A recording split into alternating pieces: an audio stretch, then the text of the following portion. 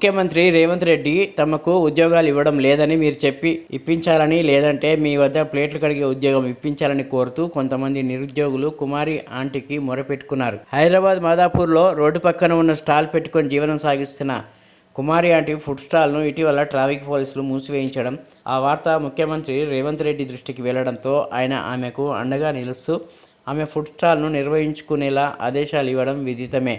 దీంతో ఆమె మరింత పాపులర్ అయ్యారు. ఈ నేపథ్యంలో కుమారి ఆంటీ వద్దకు ఈరోజు పలువురు నిరుద్యోగులు వచ్చి తమ గురించి ముఖ్యమంత్రికి చెప్పమంటూ ఆమెను ఇబ్బంది పెట్టారు.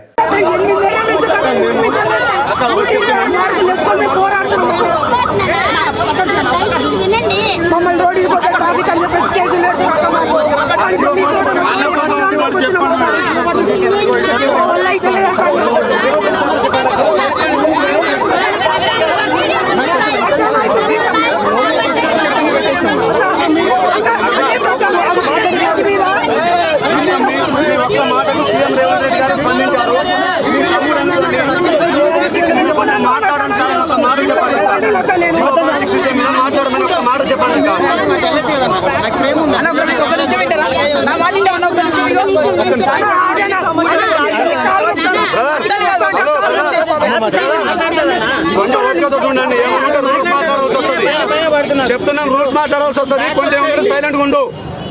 ఇక్కడ అందరూ జీవితాలతో ఆడుకుంటారు. నీకు అర్థమవుతుందా? మీడియా మిత్రులు